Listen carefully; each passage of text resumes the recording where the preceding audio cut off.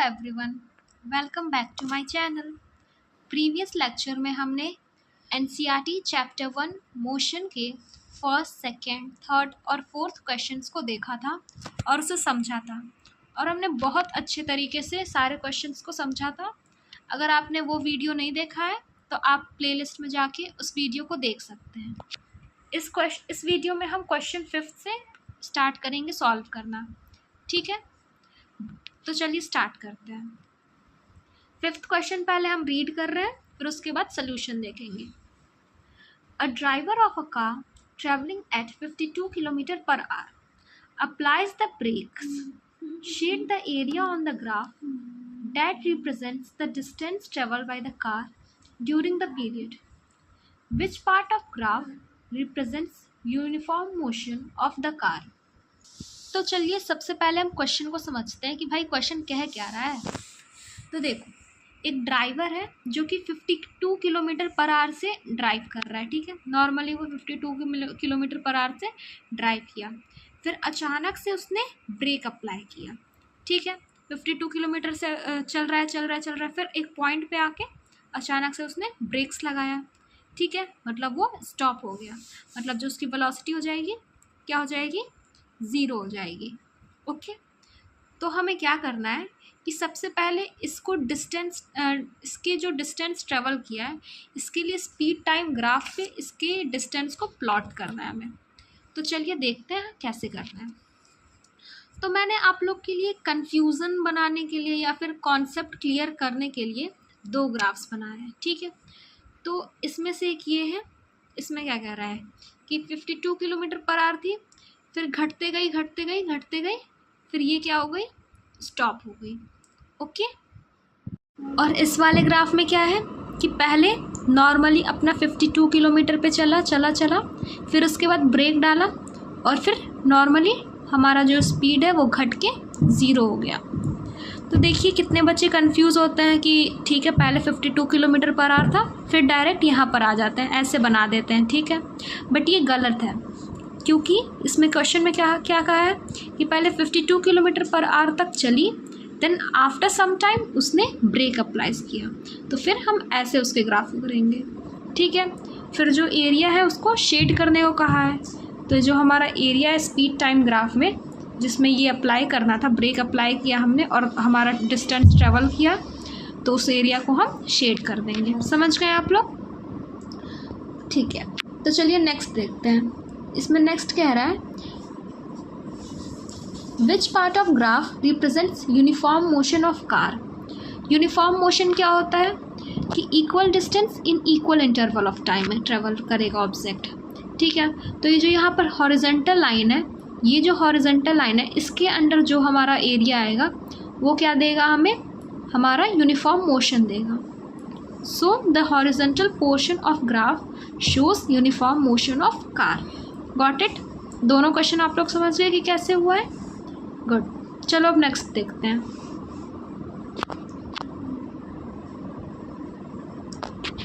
A ball is gently dropped from a height of 20 meter. If its velocity increases uniformly at rate of 10 meter per second square, with what velocity will it strike the ground? After what time will it strike the ground?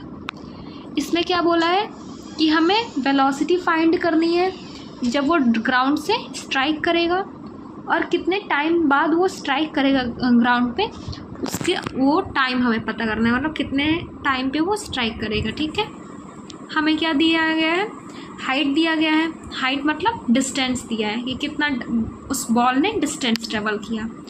Initially उसकी क्या है, rest से start हो रही है, तो initially क्या है, जो हमारी बॉल है वो क्या है,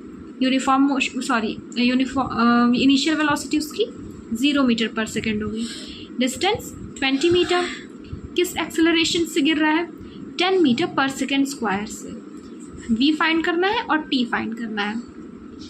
इक्वेशन ऑफ मोशन में हमने पढ़ा था v square is equal to u square plus 2as। v square is equal to u square मतलब 0 का square plus 2 into a, acceleration 10s, distance 20। Solve किया तो जो हमारी वेलोसिटी आई वो कितनी आई, 20 मीटर पर सेकेंड। ठीक है, तो उसकी जो फाइनल वेलोसिटी होगी जब बॉल स्ट्राइक करेगा ग्राउंड पे तो उसकी वेलोसिटी कितनी होगी, 20 मीटर पर सेकेंड।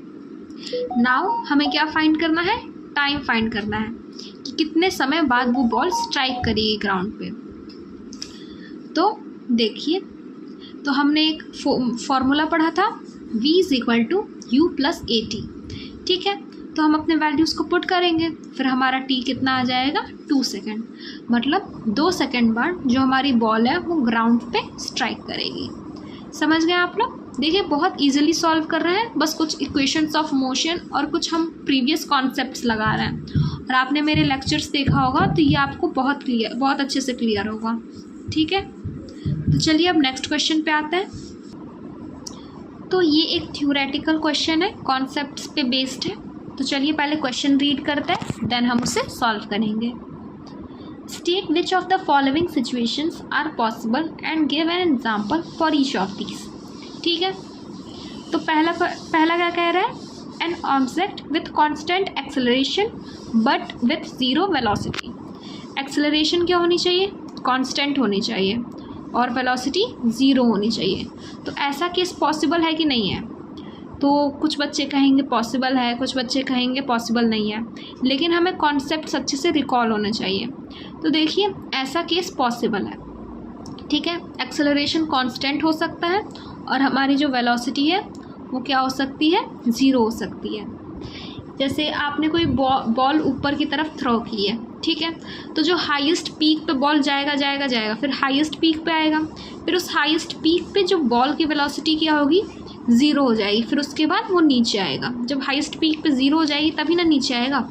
और इस हाईएस्ट पीक पे जाते जाते उस बॉल पे एक्सेलरेशन लग रहा होगा, एक्सेलरेशन ड्यू टू ग्रेविटी, जो कि होगा 9.8 मीटर पर सेकेंड स्क्वायर। तो यहाँ पर पॉसिबल है कि नहीं कि हाईएस्ट पीक पे गए तो हमारी जो वेलोसिटी हुई वो ज़ीरो भी हो गई और बॉडी पे एक्सेलरेशन भी लग रहा है। तो वही चीज़ मैंने एग्जांपल में यहाँ लिखी है, ball thrown vertically upwards at its highest point, velocity is equal to zero and acceleration is equal to 9.8 metre per second square. वही चीज़ जो मैंने अभी आप लोग को एक्सप्लेन की वही मैंने एग्जांपल में भी लिख दिया है। नाउ नेक्स्ट देखते हैं। नेक्स्ट क्या कह रहा है, an object moving with an acceleration but with an uniform speed. ठीक है, देखिए, एक्सेलरेशन होगा और यूनिफॉर्म स्पीड होगी। कोई ऑब्जेक्ट है उसमें एक्सेलरेशन है लेकिन वो यूनिफॉर्म स्पीड से मूव कर रहा है, तो ऐसा केस पॉसिबल है कि नहीं पॉसिबल है? तो ऐसा केस पॉसिबल है।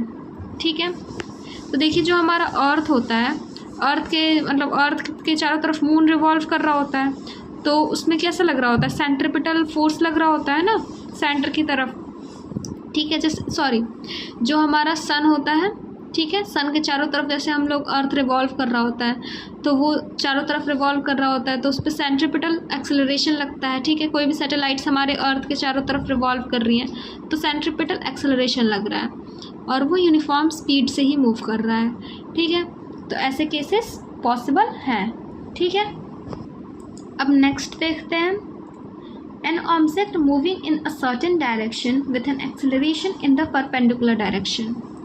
जो ऑब्जेक्ट है कोई एक डायरेक्शन में मूव कर रहा है और उसका एक्सेलरेशन कैसे लग रहा है, परपेंडिकुलरली लग रहा है।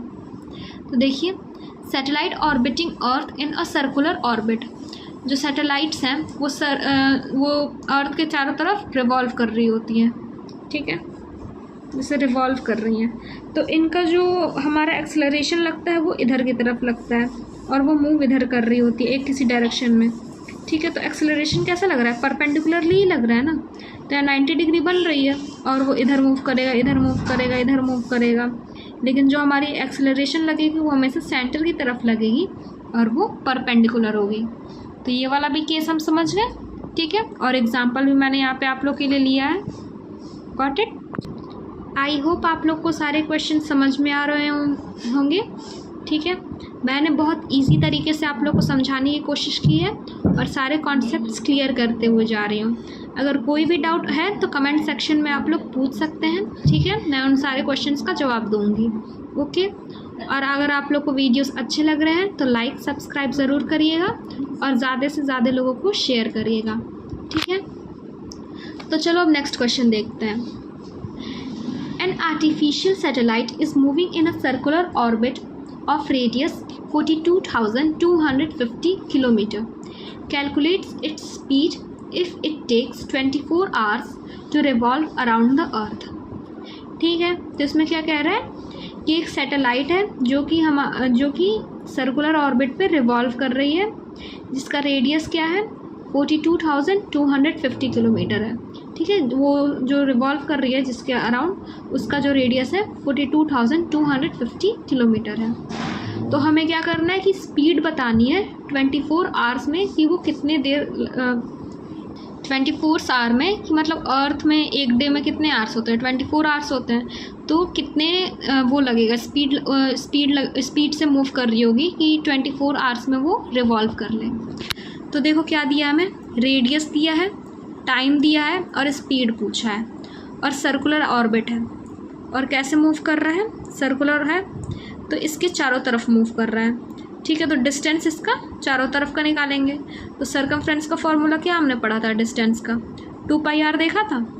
तो speed is equal to distance upon time लगाएंगे। सिंपल अपना फॉर्मूला यूज़ कर रहा है और कॉन्सेप्ट्स को यूज़ कर रहा है। ठीक है, speed is equal to distance upon time का फॉर्मूला यूज़ करेंगे। ओके, डिस्टेंस हमारा क्या है 2πr है, टाइम क्या है 80, टाइम को 24 आवर्स को हमने क्या किया सेकंड में कन्वर्ट कर लिया है। ठीक है, तो 86400 है। ठीक, 2.654 इंटू 10 का पावर 8 अपॉन में 86400। अब इसको सॉल्व किया तो 3070 मीटर पर सेकेंड हमारी जो स्पीड है वो आ गई। Got it. तो हमारी जो स्पीड होगी रिवॉल्व करने के लिए वो कितनी होगी 3070 मीटर पर सेकेंड होगी। So that's it for this video. आगे के क्वेश्चंस हम नेक्स्ट वीडियो में लेंगे। ठीक है, थैंक यू।